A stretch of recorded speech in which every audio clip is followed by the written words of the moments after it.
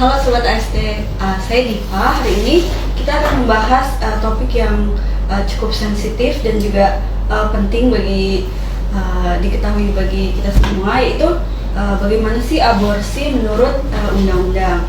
Nah, untuk membantu kita memahami dari sisi hukum terkait permasalahan ini, di sini kita sudah bersama dengan Bapak Deddy Dermawan.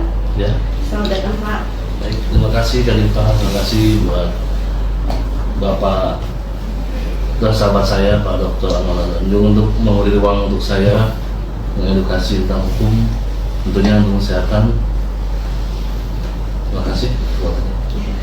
Baik Pak, mungkin awalnya kita mulai dari penjelasan umum bagaimana sih aborsi ini menurut undang-undang di Indonesia. Ya, baik Mbak, gini, di Indonesia ini kan peraturan mengenai aborsi kan jatuh dalam Undang-Undang Nomor 36 Tahun 2009 tentang kesehatan ya.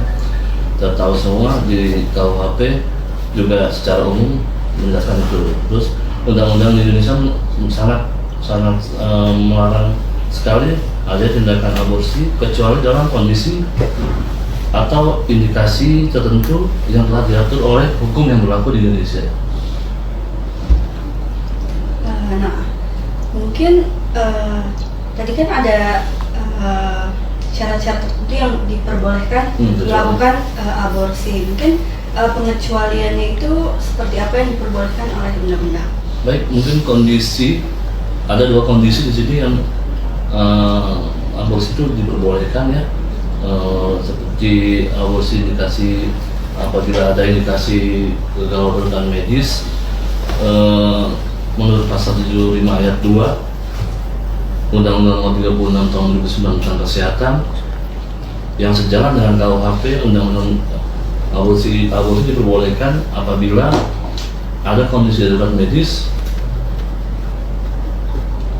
membahayakan bagi nyawa ibu dan janinnya. Setelah itu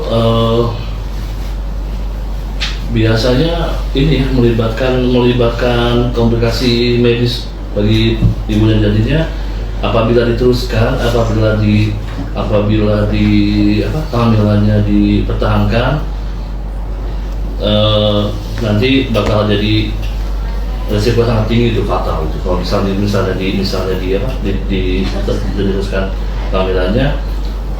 Dalam KUHP yang baru juga yang disahkan pada tahun 2022 juga aturannya serupa di pasal 41 dikatakan bahwa tindakan aborsi tidak dipidana apabila dilakukan karena adanya indikasi darurat medis yang terkonfirmasi oleh tenaga medis profesional. Saya itu.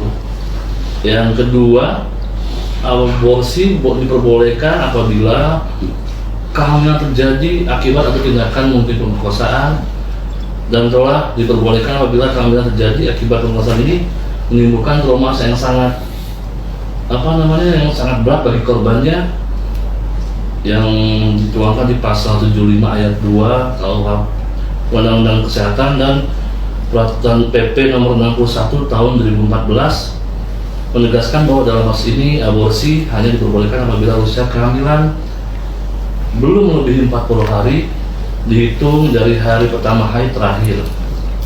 Lalu dalam KUHP baru hal ini diatur lebih rinci lagi di pasal 471. Aborsi akibat pemerkosaan ini tidak dapat dipidana jika memenuhi syarat ya, usia kehamilan masih di bawah batas waktu tertentu, dan tindakan aborsi harus disertai dengan konseling dokter dan tentunya persetujuan tertulis dari korban dan keluarganya.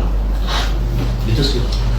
Berarti sudah diatur kondisi-kondisi tertentu tersebut ya Pak yang memperbolehkan aborsi untuk dilakukan. Iya, dari dalam kondisi itu ya. Bagaimana jika ada seseorang yang tetap melakukan aborsi walaupun mereka tidak dalam dua kondisi darurat tersebut? Apakah ada sanksi untuk pelakunya menurut undang-undang Pak?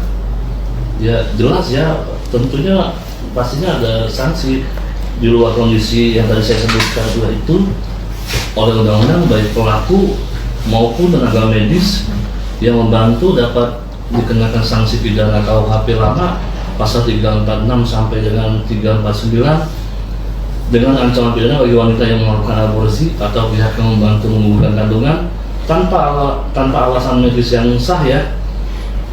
Ancaman hukuman pidananya juga dengan ancaman penjara 4 tahun.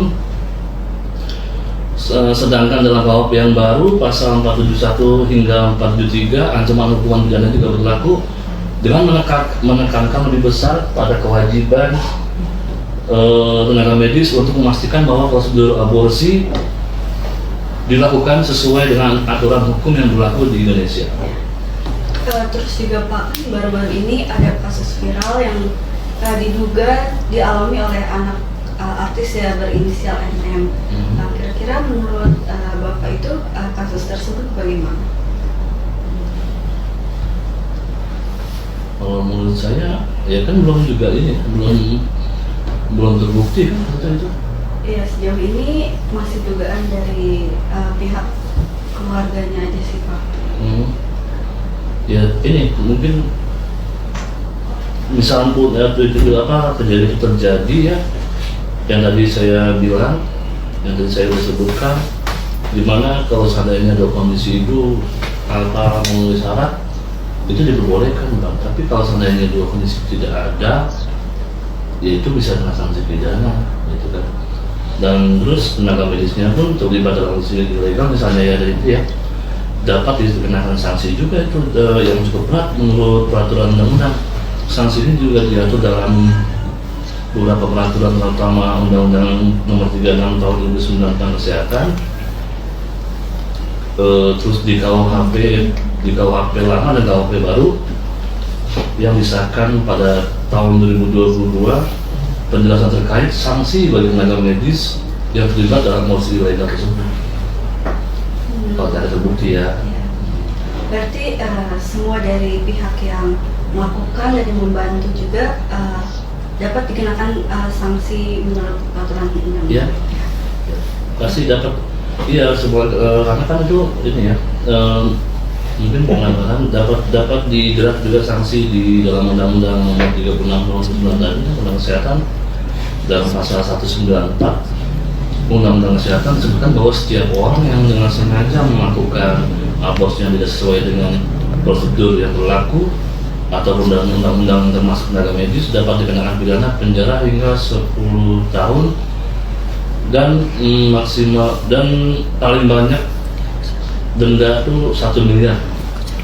Undang-undang ini menekankan bahwa aborsi hanya diperbolehkan dalam situasi tertentu kita bahas undang-undang atau kehamilan akibat tindak pemerkosaan sebagaimana diatur dalam pasal 75 Undang-Undang Kesehatan. Lalu tenaga medis yang melakukan aborsi di luar ketentuan undang-undang tadi dianggap melanggar hukum dan bisa dikenakan sanksi pidana tuh baik berupa hukuman penjara maupun denda yang sangat berat. Baik Bapak, mungkin cukup itu aja pertanyaan dari saya. Mungkin terima kasih banyak atas penjelasannya yang sangat mendetail. Saya yakin informasi yang telah kita dapatkan dapat bermanfaat bagi kita semua. Terima kasih Pak. Terima kasih. Ya, demikian obrolan kita hari ini mengenai aborsi menurut undang-undang di Indonesia. Sampai jumpa di kesempatan berikutnya.